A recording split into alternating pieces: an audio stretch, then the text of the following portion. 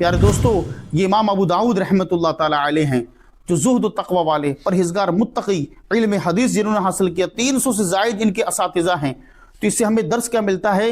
ہمیں علم حدیث حاصل کریں، لیکن اچھے ماہر علماء سے جن کے عقائد درست ہوں ان سے ہم علم حدیث حاصل کریں تاکہ ہمارے عقیدے درست بنے رہیں اور ہم اللہ کے نیک بندوں سے محبت کرنے والے بنیں، پیارے نبی صلی اللہ علیہ وسلم سے محبت کرنے والے بنیں، اور اللہ کے فضل سے ہم آقا علیہ الصلوۃ والسلام کے غلاموں والی زندگی گزار کر جب دنیا سے جائیں تو آقا علیہ الصلوۃ والسلام اگر یہ فرما دیں کہ یا اللہ یہ میرے غلاموں کا غلام ہے، بس ہمارا اس میں بیڑا پار ہو جائے گا۔ تو پوچھنے میں شرم آتی ہے، یار میں اس سے حدیث پوچھوں گا؟ میں خود ہی موبائل سے ڈاؤن لوڈ کر لوں گا، خود ہی موبائل سے سمجھ لوں گا، ٹھیک ہے نا؟ اگر علم حدیث اتنا آسان ہوتا، ان محدثین کو دوسروں کے پاس جانے کی ضرورت کیا تھی؟ حدیث سن لیتے، ہاں سن لی بھی، میں خود ہی مفتی ہوں، یہ ہوں، فلاں ہوں، ڈمکا ہوں، یہ سب کر کے چھٹی کرتے۔ لیکن نہیں، انہوں نے کیا ہے، سینکڑوں لوگوں کے پاس جا کر علم حدیث حاصل کیا، اور یہ بڑی طلب تھی، بڑی لگن تھی علم حدیث حاصل کرنے کی۔ الحمدللہ عز وجل درس حدیث کے ایپیسوڈ نمبر 6 کے اندر ایک بار ہم پھر آپ کے سامنے حاضر ہیں۔ آج ہم جانیں گے سنن ابی داؤد کے مصنف کون ہیں، آپ کا نام کیا ہے، کہاں پر پیدا ہوئے، آپ نے وفات کہاں پائی، اور آپ کا مزار مقدس کہاں پر موجود ہے۔ امام ابو داؤد کا اصل نام سلیمان بن اشعث السجستانی تھا۔ ابو داؤد آپ کی کنیت ہے، سلیمان آپ کا نام ہے، اور والد کا اسم گرامی اشعث ہے، اور خراسان کے شہر سجستان کی طرف نسبت کرتے ہوئے آپ سجستانی کہلائے۔ خراسان یعنی جو موجودہ ایران کا علاقہ ہے۔ امام ابو داؤد سجستانی 202 ہجری میں پیدا ہوئے، لیکن آپ نے زندگی کا بڑا حصہ بغداد میں گزارا اور وہیں اپنی سنن کی تالیف کی، اس لیے ان سے روایت کرنے والوں کی اس اطراف میں کثرت ہے۔ پھر بعض وجوہ کی بنا پر 271 ہجری میں بغداد کو خیر آباد کہا اور زندگی کے آخری 4 سال بصرہ میں گزارے، جو اس وقت علم و فن کے لحاظ سے مرکزی حیثیت رکھتا تھا۔ تحصیل علم دین، کم عمری میں ہی اخذ علم کے لیے سفر شروع کر دیا تھا۔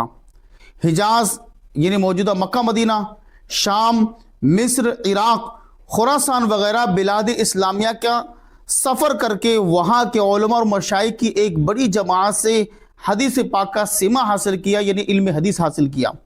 اور آپ کے اساتذہ میں امام احمد بن حنبل رحمۃ اللہ تعالی علیہ اور دیگر علماء شیوخ آپ کے اساتذہ میں شامل ہیں۔ بعض ایسے اساتذہ بھی ہیں جن سے اخذ علم میں آپ امام بخاری اور امام مسلم کے ساتھ شریک ہیں، یعنی امام بخاری رحمۃ اللہ علیہ، امام مسلم رحمۃ اللہ علیہ کے استاد امام احمد بن حنبل ہیں، تو آپ کے بھی استاد امام احمد بن حنبل ہیں، تو ایک لحاظ سے آپ امام مسلم، امام بخاری رحمۃ اللہ علیہ کے ساتھی ہیں۔ آپ کی پیدائش 1817 عیسوی میں ہوئی اور وفات 275 ہجری اور 888 عیسوی ہے، اور آپ اہل سنت جماعت سے منسلک ہیں اور فقہی مسائل میں آپ حنبلی ہیں۔ اور تلمیذ خاص وہ ابو عیسیٰ محمد ترمذی رحمۃ اللہ علیہ، احمد بن شعیب النسائی رضوان۔ آپ کا پیشہ کیا تھا؟ آپ پیشے کے اعتبار سے محدث اور فقیہ ہیں، اور آپ کی زبان کیا تھی، لینگویج کی تھی، تو آپ عربی زبان بولنے والے، اور آپ کا شعبہ عمل یعنی آپ کس شعبے سے تعلق رکھتے تو آپ علم حدیث اور فقہ سے تعلق رکھنے والے ہیں۔ اور جو آپ نے ایک عظیم کام انجام دیا وہ سنن ابی داؤد کی تصنیف ہے۔ امام ابو داؤد تحصیل علم کے لیے جن اکابر و شیوخ کی خدمت میں حاضر ہوئے ان کا شمار ملانا مشکل ہے۔ انہوں نے بے شمار لوگوں سے حدیثیں حاصل کی۔ ان کی سنن اور دیگر کتابوں کو دیکھ کر حافظ ابن حجر کے اندازے کے مطابق ان کے شیوخ کی تعداد 300 سے زائد ہے، یعنی 300 سے زیادہ آپ نے شیوخ سے اپنے حدیث کا سماع کیا۔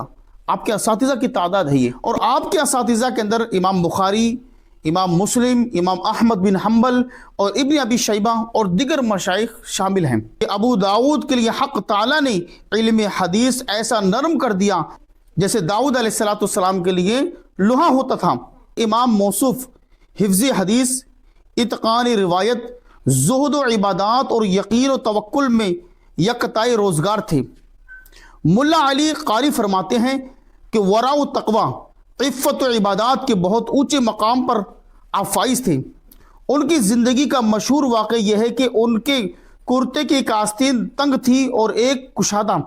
جب اس کا راز دریافت کیا گیا تو بتایا کہ ایک آستین میں اپنے نوشتے رکھ لیتا ہوں، یعنی ایک آستین میں اپنے لکھی ہوئی نوٹ رکھ لیتا ہوں، جو نوٹ ہوتی ہیں مطلب کیا ہے جو میں چیزیں لکھتا ہوں، اپنے لکھی ہوئی چیزیں رکھ لیتا ہوں، اور اس لیے اس کو کشادہ بنوایا، یعنی اس کو تھوڑا چوڑا کیا، اور دوسرے کو کشادہ کرنے کی کوئی ضرورت نہ تھی، اس لیے میں اس میں کوئی فائدہ نہیں سمجھتا اور اس لیے اس کو میں تنگ ہی رکھتا ہوں۔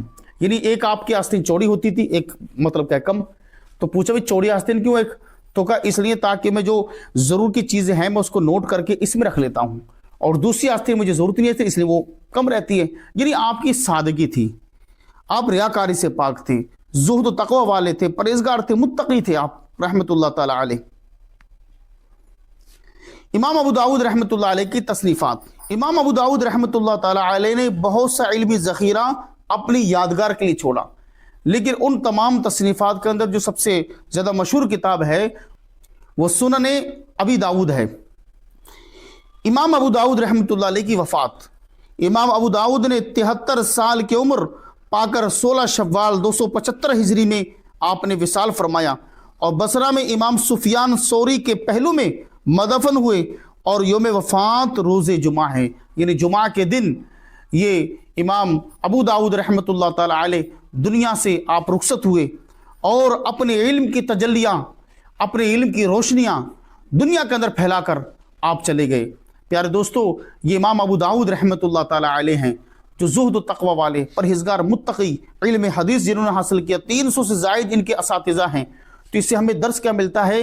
ہمیں علم حدیث حاصل کریں، لیکن اچھے ماہر علماء سے جن کے عقائد درست ہوں، اعمال درست ہوں، ان سے ہم علم حدیث حاصل کریں تاکہ ہمارے عقیدے درست بنے رہیں اور ہم اللہ کے نیک بندوں سے محبت کرنے والے بنیں، پیارے نبی صلی اللہ علیہ وسلم سے محبت کرنے والے بنیں، اور اللہ کے فضل سے ہم آقا علیہ الصلوۃ والسلام کے غلاموں والی زندگی گزار کر جب دنیا سے جائیں تو آقا علیہ الصلوۃ والسلام اگر یہ فرما دیں کہ یا اللہ یہ میرے غلاموں کا غلام ہے، بس ہمارا اس میں بیڑا پار ہو جائے گا الحمدللہ۔ تو اس لیے کیا ہے، یہ جو بڑے بڑے ائمہ ہیں، امام بخاری، امام مسلم، امام ترمذی، امام ابو داؤد، یہ سب انہوں نے جو احادیث پڑھی ہیں یہ اپنے اساتذہ سے پڑھی ہیں، اور یہ کہ اساتذہ کسی کے 200 ہیں، 300 ہیں، 500 ہیں، بتائیے یہ سینکڑوں سے تعداد ہے۔ اور آج ہم کیا بھی کسی کو استاد پوچھنے میں شرم آتی ہے، یار میں اس سے حدیث پوچھوں گا؟ میں خود ہی موبائل سے ڈاؤن لوڈ کر لوں گا، خود ہی موبائل سے سمجھ لوں گا، ٹھیک ہے نا۔ اگر علم حدیث اس طرح آسان ہوتا تو بھائی ان علماء کو، ان محدثین کو دوسروں کے پاس جانے کی ضرورت کیا تھی؟ حدیث سن لیتے، ہاں سن لی بھی، میں خود ہی مفتی ہوں، یہ ہوں، فلاں ہوں، ڈمکا ہوں، یہ سب کر کے چھٹی کرتے۔ لیکن نہیں، انہوں نے کیا ہے سینکڑوں لوگوں کے پاس جا کر علم حدیث حاصل کیا، اور یہ بڑی طلب تھی، بڑی لگن تھی علم حدیث حاصل کرنے کی۔